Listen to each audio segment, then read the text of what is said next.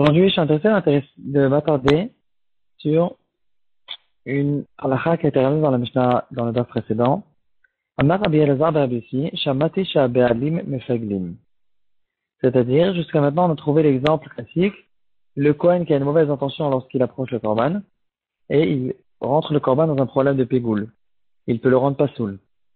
Elle nous dit la Mishnah, il y a une possibilité que le propriétaire du korban aussi, lorsqu'il a une mauvaise intention en ce qui concerne ce korban, il le rend pigoul.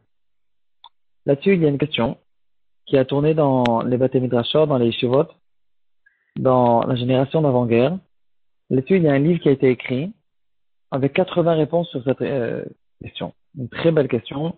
Et on va voir aussi quelques réponses intéressantes et sympathiques sur cette question. La question, c'est la question de Raphaël Berlin, le fils du Netiv, le Rosh Yeshiva de Valoujin. Il a posé la question suivante. Puisque on a vu que le propriétaire, il a aussi la possibilité de faire le pigoul. C'est comme ça, on n'a aucune possibilité de vérifier la sota dans le Beth Amikdash. La sota qui est soupçonnée d'avoir fauté, elle passe un processus dans le Beth Amikdash. Dans ce processus, on va vérifier ce qui s'est passé avec elle. Son mari, il apprend, il a fait boire des eaux amères dans lesquelles on va effacer la paracha, certains psukim de la paracha de sota. Et il y aura une offrande à approcher devant le misbéach. Cette offrande est une offrande de la sota elle-même. Elle va balancer cette offrande, on va le poser devant le misbéach.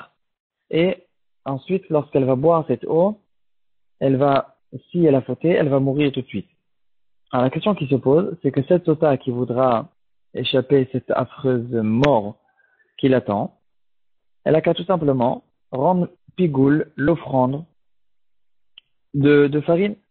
Elle a qu'à dire, cette offrande, je vais la manger dans 2 semaines, et en dehors du Beth Amikdash, et faire tous les vrais, la rendre pigoule complètement.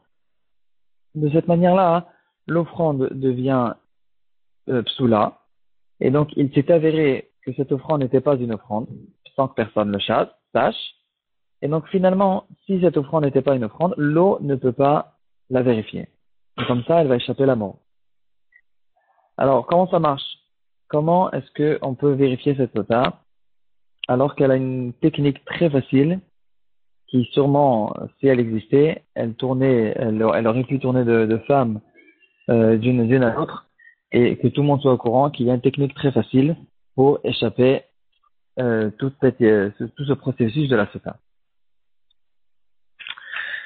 Cette question, donc, elle a été relevée et il y a un rav qui s'appelait Rav Yosef Engil qui a écrit d'autres livres, un livre assez connu qui s'appelle Atvan Doraita. Il a écrit aussi un livre qui s'appelle Gvurot Shmonim. Gvurot Shmonim, ça veut dire il y a maintenant 80 réponses sur cette question. Il est possible qu'il avait encore d'autres réponses, mais il voulait appeler son livre Gvurot Shmonim, alors il s'est arrêté à 80. Alors, une des réponses. Alors, premièrement, cette question, elle dépend de la marloquette de Rashi et Tosfot, qu'on a déjà vu, à savoir, est-ce que le pigoul se fait que lorsque on dit la mauvaise pensée avec la bouche, ou bien même avec la pensée. On a vu que c'était une marloquette, entre Rashi Tosfot et le Rambam, si je me rappelle bien. Et en tout cas, si la sota, elle a la possibilité de faire le pigoul avec la pensée, la question, elle existe. Mais si, on va dire comme le Rambam, ça c'est le Rambam. Si on dit par contre comme Rashi, qui dit que le pigoul se fait que avec la parole, alors on aura tout le temps une possibilité, peut-être qu'on aura une possibilité de faire attention, de la forcer, de ne dire aucune phrase, de ne pas sortir un mot, pendant tout le moment du processus de la mincha. Et de cette manière-là, on fait attention en fait que le pigoul ne se fasse pas. La 5e réponse qu'il y a dans ce livre, j'ai pas vu le livre, j'ai vu dans certains endroits où il ramenait en fait des réponses. La 5e réponse sur les 80, c'est Elle s'appuie sur un chidouche de Tosfot dans notre Kaftet qui disent que le pigoul peut se faire que dans la Hazara elle-même. Si le pigoul se fait que dans la Hazara, on a une possibilité technique de dire à cette femme de sortir de la Hazara. De cette manière-là, elle peut réfléchir ou dire ce qu'elle veut. Ça ne va pas rendre pasoul la mincha. La réponse 37 nous propose une chose comme ça. Si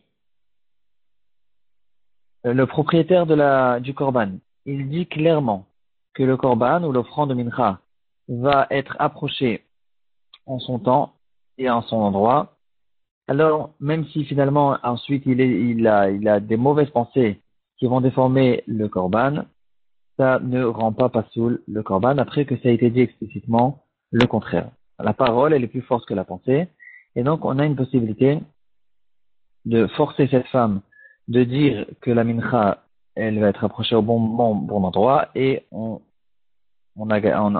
fait, on n'a plus ce problème. C'est basé en fait sur un rachid dans Masechet Sachim d'Ostomer Kibel. La réponse 18 dit comme ça. Il est basé sur Rachid dans notre Souga du Bankril Shamati. Il dit que la possibilité du propriétaire de rendre pigoul, le korban, c'est que dans le cas où le Kohen se tait.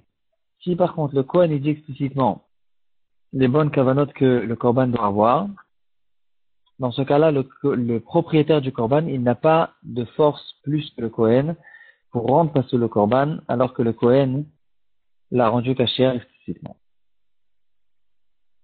Une réponse qui a été donnée par Rav Diner d'Allemagne. Il dit une réponse qui est très logique. Tout est halakha qu'on a dit que le propriétaire il a la possibilité d'être mefagel.